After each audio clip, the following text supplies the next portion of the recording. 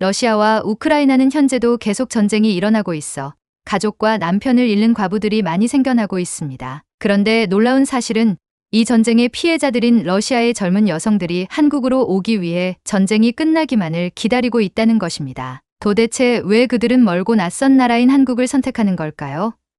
어떤 이유로 그들은 자신들의 조국을 떠나 한국에서의 새로운 삶을 꿈꾸고 있을까요? 구독과 좋아요 이미 눌러주셨으면 바로 이야기를 시작하겠습니다. 그럼 지금부터 전쟁의 상처를 안고 한국으로 온 러시아 여성의 놀라운 이야기를 시작합니다. 안녕하세요, 여러분.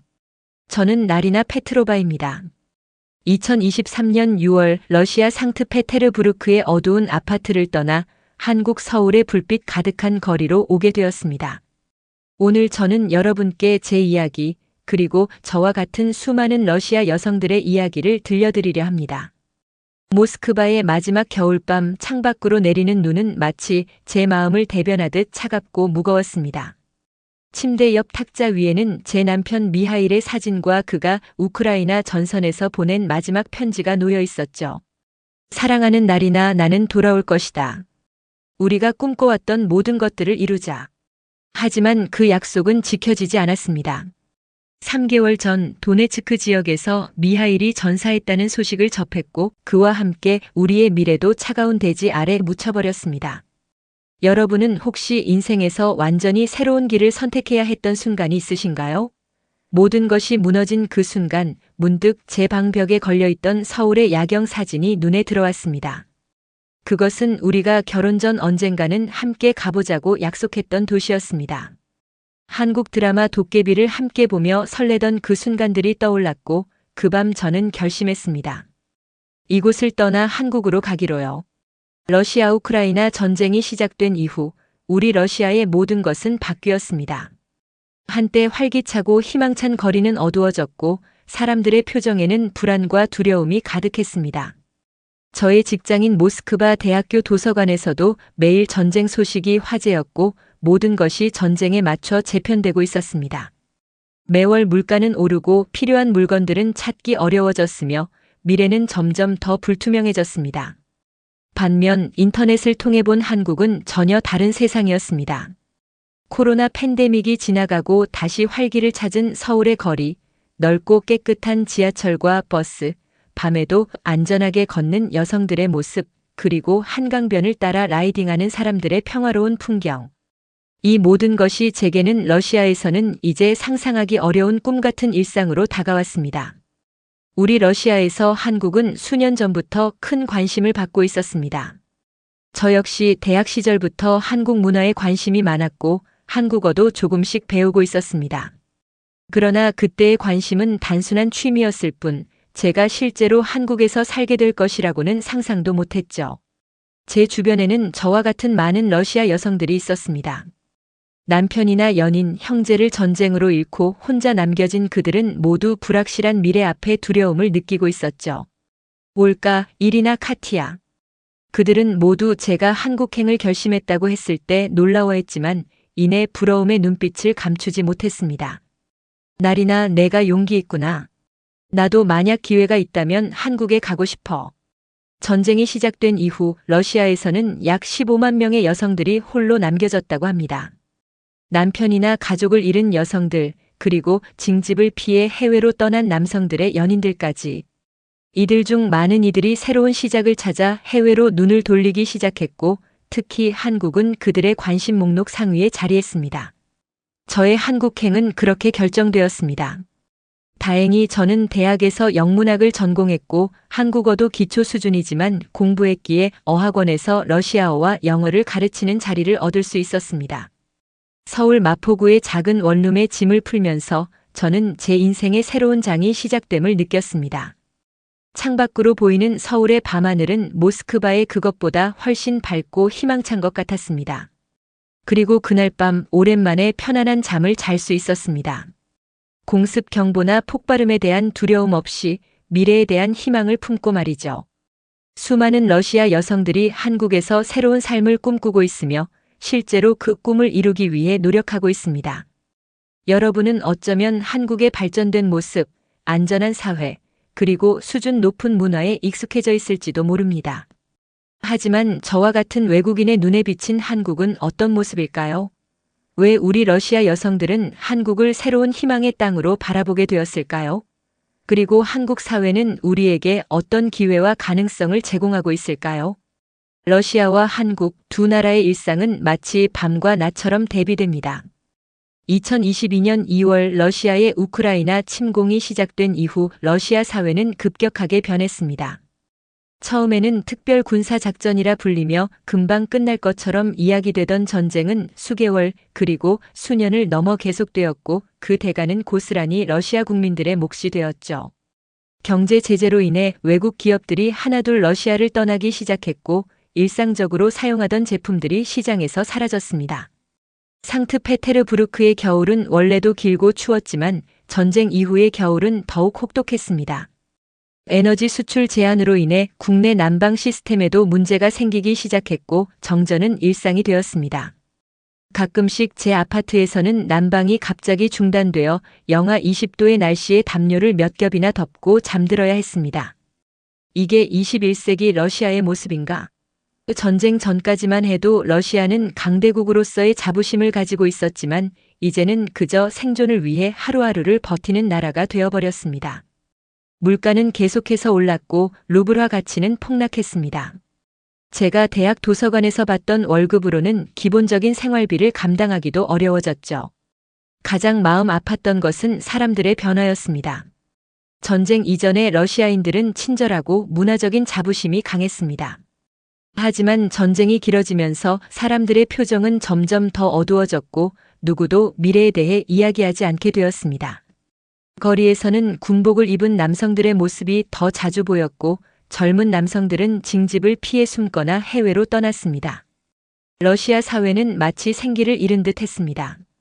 제 친구 마샤의 경우가 특히 기억에 남습니다. 그녀의 남자친구는 징집을 피해 카자흐스탄으로 도망쳤고 그녀는 러시아에 홀로 남겨졌습니다. 그녀는 매일 밤 잠들기 전 울었고 자신의 미래가 어떻게 될지 두려워했습니다. 날이나 나는 이 나라에서 미래를 볼 수 없어. 하지만 어디로 가야 할지도 모르겠어. 이런 상황 속에서 제가 인터넷을 통해 본 한국의 모습은 마치 판타지 세계처럼 느껴졌습니다. 특히 밤에도 환하게 빛나는 서울의 야경 사진들을 볼 때마다 러시아의 에너지 위기로 어두워진 모스크바와 상트페테르부르크의 거리가 대비되어 더욱 마음이 아팠습니다. 한국 유튜브 채널들을 통해 본 한국의 일상은 더욱 놀라웠습니다. 24시간 운영되는 편의점, 밤늦게까지 붐비는 상점들, 새벽에도 운행되는 대중교통. 이 모든 것이 러시아에서는 이제 상상하기 어려운 풍경이었습니다. 특히 한 유튜버가 서울의 지하철 시스템을 소개하는 영상은 저에게 큰 충격을 주었습니다. 정확한 시간에 도착하는 열차, 깨끗한 역사, 무료 와이파이가 제공되는 환경. 반면 모스크바의 지하철은 노후화되고 종종 지연되며 와이파이 같은 서비스는 기대할 수도 없었죠. 러시아에서 유행하는 한국 드라마들도 한국 사회에 대한 저의 동경을 키웠습니다.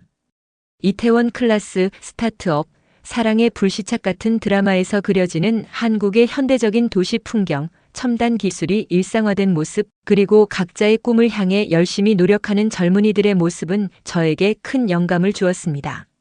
물론 드라마는 현실을 미화했을 수도 있지만 그럼에도 드라마 속 세계는 전쟁의 암울함이 지배하는 러시아보다 훨씬 희망적으로 보였습니다.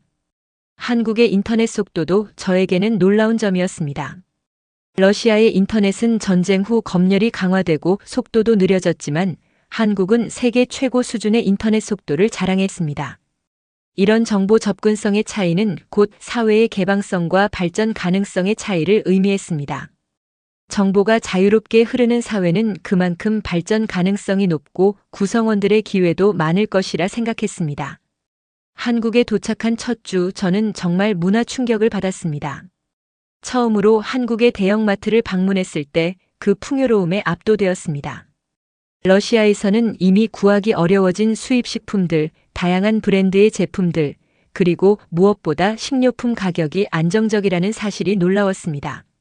러시아에서는 매주 장을 볼 때마다 물가가 올라 있었지만 한국에서는 가격 변동이 크지 않았습니다. 서울 시내를 처음 걸었을 때의 느낌도 잊을 수 없습니다. 깨끗한 거리, 효율적인 쓰레기 분리수거 시스템, 그리고 무엇보다 사람들의 활기찬 모습에 감동받았습니다. 러시아에서는 이미 사람들의 표정에서 활기를 찾아보기 어려웠는데 서울의 거리는 마치 전쟁이라는 개념 자체가 존재하지 않는 다른 세계 같았습니다. 한국의 편의점 문화도 저에게는 새로운 경험이었습니다. 24시간 운영되는 편의점에서 따뜻한 음식을 구매하고 작은 공간에서도 필요한 거의 모든 것을 살 수 있다는 사실이 놀라웠습니다. 특히 공공장소 곳곳에 설치된 무료 와이파이, 휴대폰 충전 서비스 등은 시민의 편의를 최우선으로 생각하는 한국 사회의 모습을 보여주었습니다. 지하철을 타고 이동할 때마다 저는 한국의 공공인프라에 감탄했습니다. 정확한 시간에 도착하는 열차, 깨끗한 역사, 그리고 무엇보다 안전하다는 느낌. 밤 늦게 혼자 지하철을 타고 귀가할 때도 두려움 없이 이동할 수 있다는 것은 여성으로서 정말 큰 장점이었습니다. 러시아에서는 밤에 혼자 다니는 것이 위험하다고 여겨졌지만 한국에서는 밤 늦게도 여성들이 안전하게 귀가하는 모습을 쉽게 볼 수 있었습니다.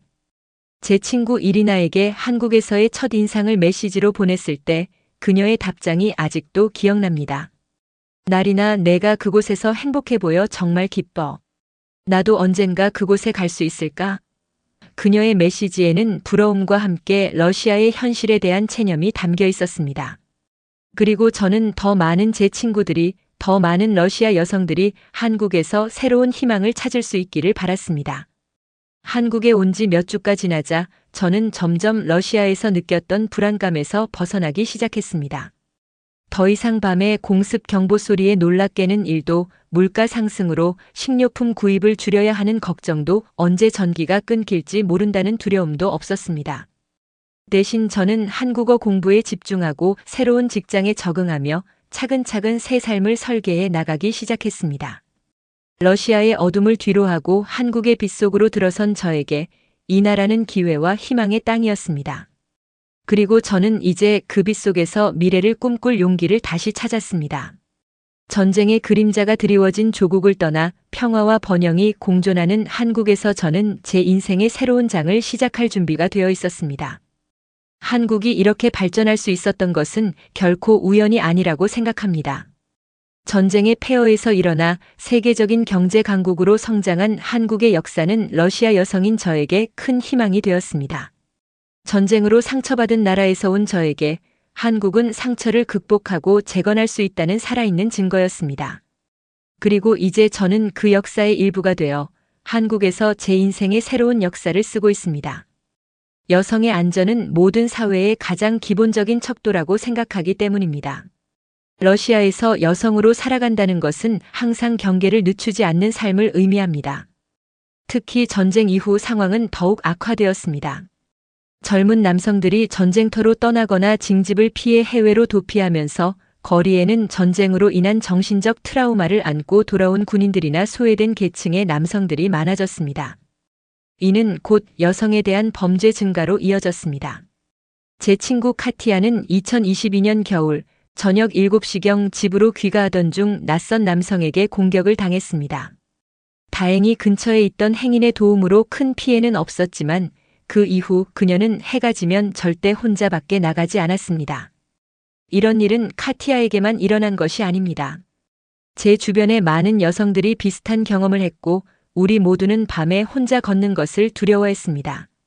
러시아의 공식 통계에 따르면 전쟁 이후 가정폭력 사건이 30% 이상 증가했다고 합니다. 하지만 실제 수치는 이보다 훨씬 더 높을 것입니다. 많은 피해자들이 신고를 꺼리기 때문입니다. 더 충격적인 것은 2017년 러시아에서 가정폭력이 일부 비범죄화되었다는 사실입니다.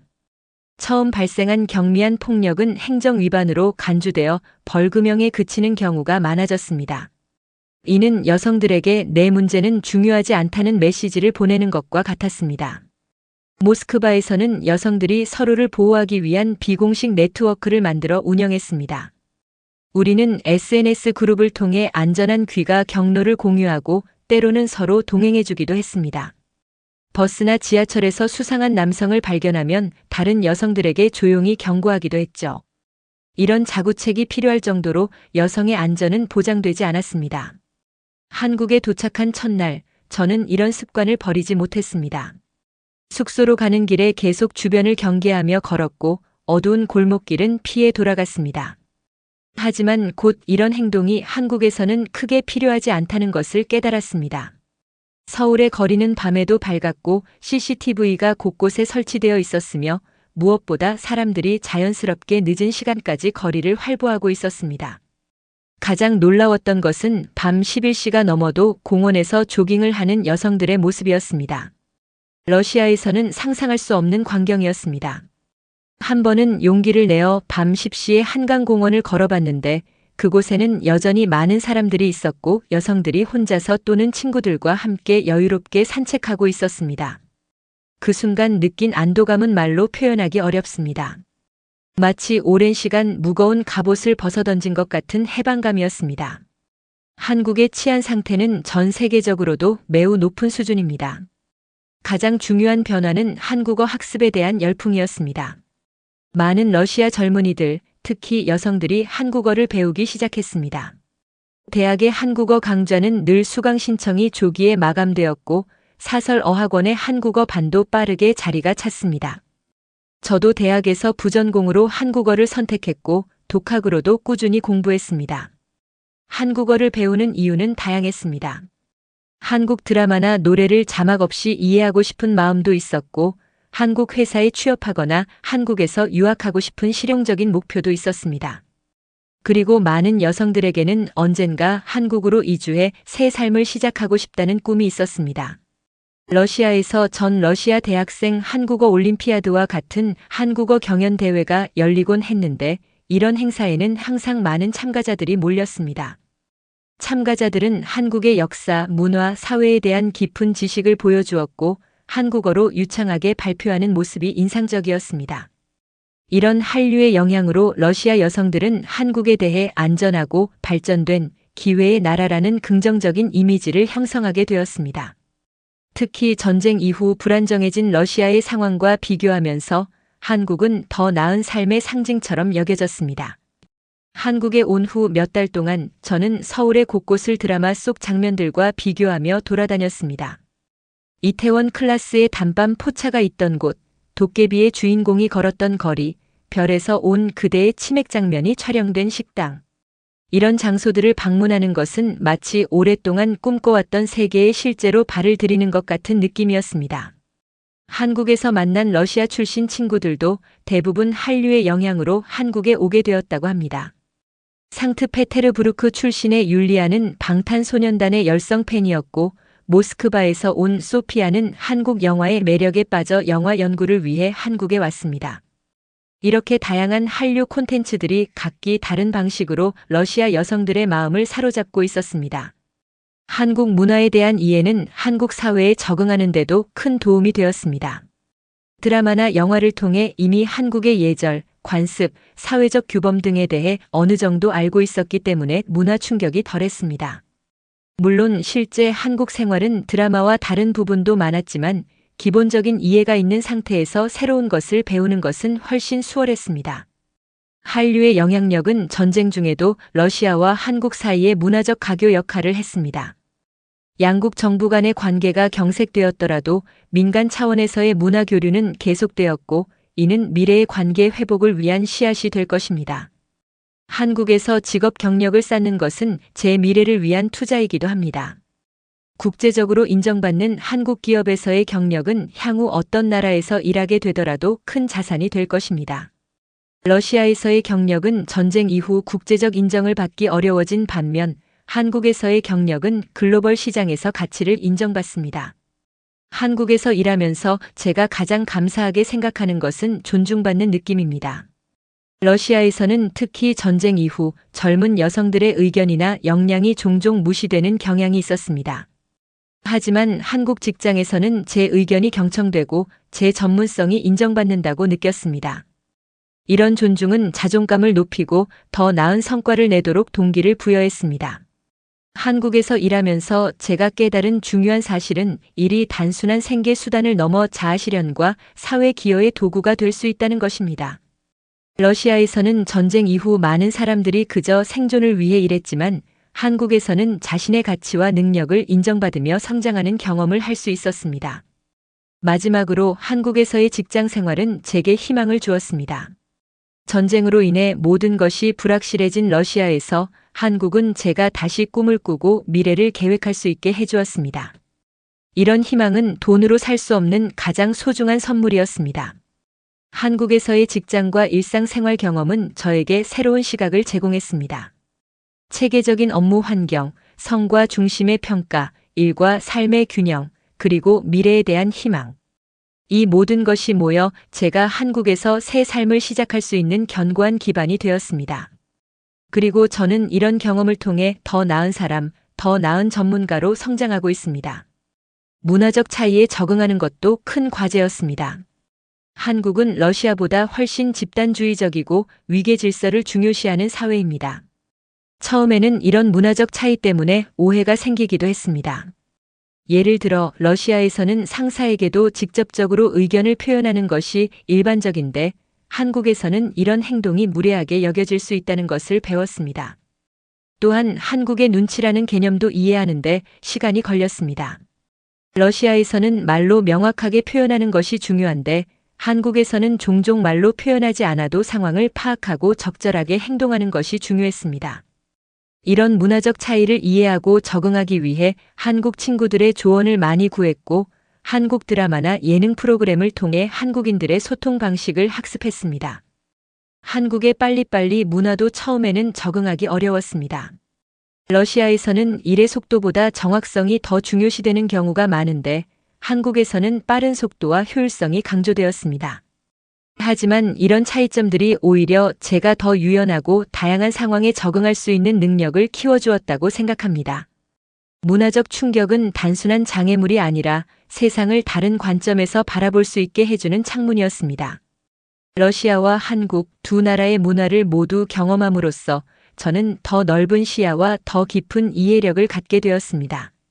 한국 생활 초기에는 모든 것이 새롭고 신기했습니다. 서울의 높은 빌딩들, 복잡한 지하철 노선도 24시간 불이 꺼지지 않는 도시의 활기. 이 모든 것이 마치 영화 속 장면처럼 느껴졌습니다. 하지만 시간이 지나면서 이런 신기함은 점차 익숙함으로 바뀌어 갔고 한국은 방문하는 곳에서 사는 곳으로 변화했습니다. 처음으로 이런 변화를 느낀 것은 제가 한국에 온 지 약 6개월 정도 되었을 때였습니다. 퇴근 후 집으로 돌아가는 지하철에서 문득 깨달았습니다. 더 이상 주변을 의식하며 관광객처럼 구경하지 않고 다른 승객들처럼 자연스럽게 핸드폰을 보거나 책을 읽고 있었던 것입니다. 그때 나도 이제 서울 사람이 되어가고 있구나라는 생각이 들었고 묘한 성취감과 뿌듯함을 느꼈습니다. 이제 저는 러시아와 한국 문화 사이의 다리가 되어가고 있다고 느낍니다. 이런 적응 과정에서 가장 큰 변화는 아마도 제 내면의 변화일 것입니다. 전쟁의 트라우마와 불안감에서 점차 벗어나 다시 미래를 꿈꿀 수 있게 되었습니다. 한국에서의 안정적인 환경이 제게 심리적 안정감을 제공했고 이를 바탕으로 저는 과거의 상처를 치유하고 새로운 희망을 품을 수 있게 되었습니다. 한국 생활 1년이 지난 지금 저는 이제 한국어로 일상 대화는 물론 업무 소통도 가능하며 한국 음식을 즐기고 한국 사회의 규범과 가치를 이해하게 되었습니다. 물론 여전히 배울 것이 많고 때로는 문화적 차이로 인한 오해와 어려움이 있지만 그래도 저는 이제 한국에서 외국인이 아닌 이웃으로 살아가고 있다고 느낍니다. 이런 적응 과정은 결코 쉽지 않았지만 그 과정에서 얻은 경험과 배움은 제 인생에서 가장 소중한 자산이 되었습니다.